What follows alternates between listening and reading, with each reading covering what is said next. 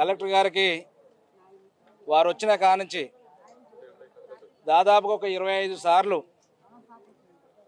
అనేక సందర్భాల్లో సమస్యల మీద ఫోన్ చేస్తే ఫోన్ లిఫ్ట్ చేయరు. వాళ్ళ సీసీలకు గల పిఏలకు ఫోన్ చేస్తే వాళ్ళు లిఫ్ట్ చేయరు. ఎప్పుడో ఒకసారి ఫోన్ చేసి ఎత్తి మేడం మీటింగ్లో ఉన్నది మాట్లాడిపిస్తా అంటారు, మాట్లాడించే పరిస్థితి లేదు.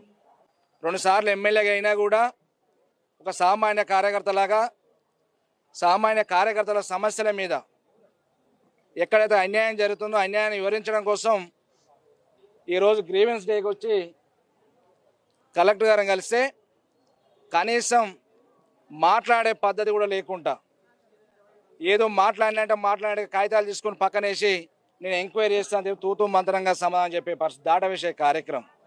అడిగాను, కలెక్టర్ గారిని అడిగాను, మీరు జిల్లా కలెక్టర్ అమ్మా,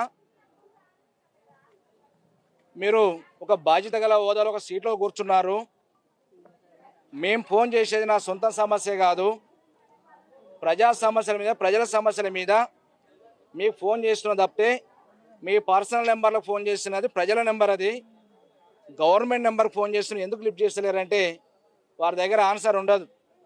తప్పులు చేసేది ఉన్నంత అధికారులు, రాజకీయ నాయకులు అధికారం ఉందిగా అని చెప్పి అహంకారంతో ఏది పడితే అది చేస్తే మాకు చెల్లుబాటు అవుతుంది అని చెప్పి ఇలాంటి కలెక్టర్లు పెట్టుకుని మరి రికార్డులు తారుమారు చేస్తుంటే ఎంక్వైరీ చేయకుండా అధికారులు ఏదో గ్రీవెన్స్ డే అంటే వచ్చిరా అంటే వచ్చిరు, పోయిరంటే పోయినట్టుగా కాలయాపన చేస్తూ తప్పితే మరొకటి లేదు. దాంతోపాటు ఇలా చిట్టాలు ఈరోజు జరిగిన సంఘటన చినకాపర్తి గ్రామంలో అక్కడున్న మాజీ సర్పంచి శ్రీనివాసు వాణి వాళ్ళకి 7 గుంటల జాగా మాకు రావాలి అని చెప్పి గ్రీవెన్స్ డేలో 2 సార్లు పెట్టుకోరు అప్లికేషను, ఎంఆర్ఓ గారికి పెట్టుకోరు, ఆర్డీఓ గారికి పెట్టుకోరు, కలెక్టర్ గారికి పెట్టుకుంటే కలెక్టర్ గారు ఎంక్వైరీ రాసిరని ఎంక్వైరీ జరగదు. ఆ ఎంఆర్ఓ గారు రాత్రి 4:30కి లేచి 5 వరకల్లా ఒక జేసీబీ మిషన్ తీసుకుని ఈరోజు మాకు ఒత్తిడి ఉన్నది, మా ఎమ్మెల్యే నుంచి పోస్టింగ్ కూడా బిక్తా అంటూ లేకపోతే నాకు పోస్టింగ్ ఉండదని చెప్పి 10 మంది కానిస్టేబుల్ తీసుకొచ్చి అక్కడున్న పాలి హౌస్ అయితేనేమి, అక్కడున్న గెస్ట్ హౌస్ అయితేనేమి, వ్యవసాయ క్షేత్రంలో ఉన్న గెస్ట్ హౌస్ అయితేనేమి నాకు న్యాయం జరగాలని చెప్పి మొరబెట్టుకున్న పాపానికి పాలి హౌస్ గెస్ట్ హౌస్ కూలగొట్టి ఈరోజు మిషన్లు పెట్టి నాకు రావాలి. గవర్నమెంట్ సర్వే అక్కడ ఉన్నది ఒక 7 ఎకరాల బిట్ ఉంటుంది, అందులో 6 ఎకరాల గంటల భూమి అక్కడ ఉన్నది, ఇంకా 30 గుంటల భూమి పక్కా రైతు దాంట్లో ఉన్నది. ఆ పక్కన ఉంది సర్వే చేయంటే ఆ సర్వే చేసి ఒప్పుకోలేక ఆ రైతు దగ్గర డబ్బులు తీసుకుని కమిషన్ తీసుకుని న్యాయం చేయమన్న రైతు మీదనే దాడులు చేసుడు ఎంతవరకు సమంజసం ఇది? మళ్ళీ నేను మార్నింగ్ 7కి ఎంఆర్తో గట్టిగా మాట్లాడితే ఇదేం పద్ధతి అని అడిగితే ఈ కూలగొట్టినాక బిల్డింగ్ కూలగొట్టినాక పాలి హౌస్ కూలగొట్టినాక పక్కన మరిపోయి అద్దులు పాతాడు.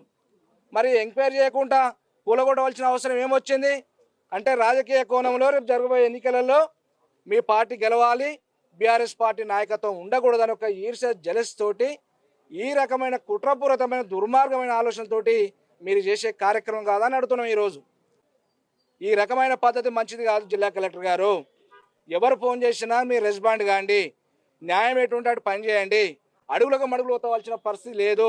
ఈ రకంగా చేసుకుంటూ పోతే ఎప్పుడు గవర్నమెంట్ ఇదే పర్మనెంట్ కాదు, ఎప్పుడు ఇదే నల్గొండ కలెక్టరేట్ సీటు కానీ ఎంఆర్ఓ సీటు కానీ ఆ సీట్లే మీకు పరిమితం కావు.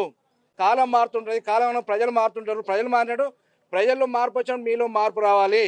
మీరు ఒక కాంగ్రెస్ పార్టీ ఏజెంట్గా పనిచేయకండి.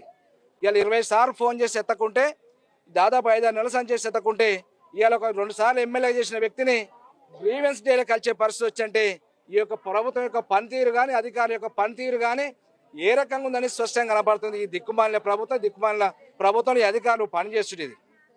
డిసెంబర్లో ఇల్లు కట్టిస్తామని చెప్పారు, న్యాయంగా పేదవాడి పూరు కూడా ఎవరుకుంటే వానికే ఇల్లు కట్టిస్తామని చెప్పి ఇదే కోతల రాయుడు సినిమా డైలాగ్ కొడతాడు పొంగిరెడ్డి శ్రీనివాసరెడ్డి రేవంత్ రెడ్డి. నిన్న కూడా డైలాగ్ కొట్టిపోయిండు, తల తాకట్టు పెట్టైనా మేము దాదాపు 20 లక్షల ఇల్లు కట్టిస్తామని చెప్పిండు అమ్మగోడు. మరి కలెక్టర్ ఆఫీస్ దగ్గర పేదవాళ్ళు ఎవరే? నువ్వు పేదోళ్ళకి ఇల్లు ఏమంటే నువ్వు ఎవరికి ఇస్తున్నావు? కాంగ్రెస్ పార్టీ ఏజెంట్లకు, కాంగ్రెస్ పార్టీ కార్యకర్తలకు, ధనికులకు ఇస్తున్నావు ఇల్లు. నువ్వు పేదోడు కాదు ఇచ్చేది. ఇలా పేదోళ్ళు నోరు కొట్టి ధనికులు దోసుకొచ్చింటారు.